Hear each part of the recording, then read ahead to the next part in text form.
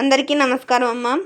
ఈరోజు మనం తెలుసుకుంటున్న అంశం ఏంటంటే నిర్మాణాత్మక మూల్యాంకనం FA4 7th క్లాస్ తెలుగుకు సంబంధించి 2024-25 విద్యా సంవత్సరానికి సంబంధించి 7th class Telugu model question paper చూద్దాం. ఇంకా వీడియోలోకి వెళ్ళే ముందు ఇంకా మన ఛానల్ సబ్స్క్రైబ్ చేసుకొని వాళ్ళు ఎవరంటే దయచేసి సబ్స్క్రైబ్ చేసుకొని లైక్ చేసి షేర్ చేసి మీ ఫ్రెండ్స్కు రిలేటివ్స్ అందరికీ సబ్స్క్రైబ్ చేసుకోమని చెప్పండి అమ్మ. నా ఛానల్ని సబ్స్క్రైబ్ చేసుకొని ప్రత్యక్షంగా పరోక్షంగా సపోర్ట్ చేస్తున్న వాళ్ళందరికీ పేరు పేరున ప్రత్యేకమైన హృదయపూర్వక ధన్యవాదాలు. ఇంకా ఆలస్యం చేయకుండా వీడియోలోకి వెళ్ళిపోదాం నాన్న. రోమన్ 1లో అవగాహన ప్రతిస్పందన దాంట్లో 1వ ఆ క్రింది పేరాను చదివి ప్రశ్నలకు జవాబులు రాయండి. ఇక్కడ మనకు ఒక పేరాగ్రాఫ్ ఇస్తారు. పేరాగ్రాఫ్ని స్క్రీన్ షాట్ తీసుకున్నాను. పేరాగ్రాఫ్స్ సంబంధించి కింద 4 ప్రశ్నలు ఇస్తారు. ఈ పేరాగ్రాఫ్ సంబంధించిన ప్రశ్నలకు సమాధానాలను పైన పేరాగ్రాఫ్లోనే ఉంటాయి. తర్వాత ఇక్కడ పేరా ఆధారంగా ప్రశ్న తయారు చేయండి అన్నప్పుడు క్వశ్చన్ నెంబర్ 1 వేసుకొని 1వ ఆ అని పెట్టుకొని రోమన్ నెంబర్ 1 వేసుకొని క్వశ్చన్ నెంబర్ 1లో ఎన్నో క్వశ్చన్ 2వ కదా 2వ అని పెట్టుకొని ఏదో ఒక క్వశ్చన్ యాస్టీస్ అలాగనే రాసేస్తే సరిపోతుంది. ఎందుకంటే పైన ఉండే 3 క్వశ్చన్స్ కూడా ఈ పేరాగ్రాఫ్కి సంబంధించినటివే కాబట్టి సరిపోతుంది. ఈజీగా మార్క్స్ సొంతం చేసుకోవచ్చు. తర్వాత రోమన్ 2 వ్యక్తీకరణ సృజనాత్మకతకు సంబంధించి క్రింది ప్రశ్నలకు 4 లేదా 5 వాక్యాల్లో సమాధానాలను రాయండి.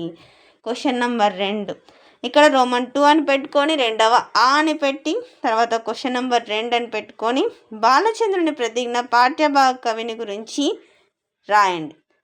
బాలచంద్రుని ప్రతిజ్ఞ అనే పాఠ్యాంశాన్ని రచించిన రచయిత పేరు శ్రీనాథుడు. శ్రీనాథుడు గురించి మనము రాయల్ల కవి పరిచయం. తర్వాత క్వశ్చన్ నెంబర్ 3 లలిత కళలు ఎన్ని అవి ఏవి తెలుసు కదా, సంగీతం, సాహిత్యం, చిత్రలేఖనం, శిల్పం, ఇవి లలిత కళలు. అవి ఎన్ని అని మనము రాయాల. ఈ 2 కూడా ఖచ్చితంగా రాయాల్సింది. 2వ క్వశ్చన్ 3వ క్వశ్చన్. 1వ ఈ క్రింది వానిలో ఏదేని ఒక ప్రశ్నకు 8 నుండి 10 వాక్యాల్లో సమాధానాలను రాయండి.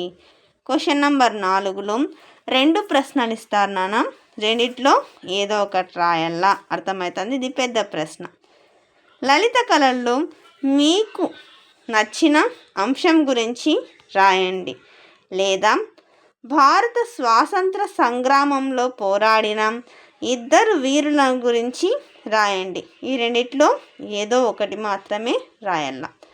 తర్వాత రోమన్ 3 భాషాంశాలు క్వశ్చన్ నెంబర్ 5 అని పెట్టి మీరు కేవలం ఆన్సర్ మాత్రమే రాయండి. మళ్ళీ ఈ లైన్ అంతా రాయాల్సిన అవసరం లేదు. ఇక్కడ చూడండి, కథ గీత గీసిన పదానికి వికృతి పదం రాయండి. కథ అంటే వికృతి ఏంది కథ.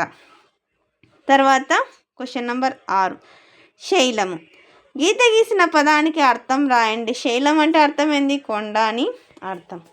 తర్వాత క్వశ్చన్ నెంబర్ 7 వచ్చి ఇచ్చాడు అంటే వచ్చి ప్లస్ ఇచ్చాడు విడదీసి రాయాలి. ఓకేనా. తర్వాత క్వశ్చన్ నెంబర్ 8 నాన్న నా పుస్తకం, నా యొక్క పుస్తకం విగ్రహవాక్యం రాయమన్నారు. అర్థమవుతుంది. కిన్కున్ యొక్క లోన్ లోపలనే విభక్తి షష్ఠీ విభక్తి అంటే షష్ఠీ తత్పురుష సమాసం. అందరికీ ధన్యవాదాలమ్మా. ఇంకా మా ఛానల్ సబ్స్క్రైబ్ చేసుకొని వాళ్ళు ఎవరంటే దయచేసి సబ్స్క్రైబ్ చేసుకొని లైక్ చేసి షేర్ చేసి మీ ఫ్రెండ్స్కు రిలేటివ్స్ అందరికీ సబ్స్క్రైబ్ చేసుకోమని చెప్పండి. నా ఛానల్ని సబ్స్క్రైబ్ చేసుకొని ప్రత్యక్షంగా పరోక్షంగా సపోర్ట్ చేస్తున్న వాళ్ళందరికీ పేరు పేరున ప్రత్యేకమైన హృదయపూర్వక ధన్యవాదం. అందరికీ ధన్యవాదాలు. దయచేసి వీడియోని మాత్రం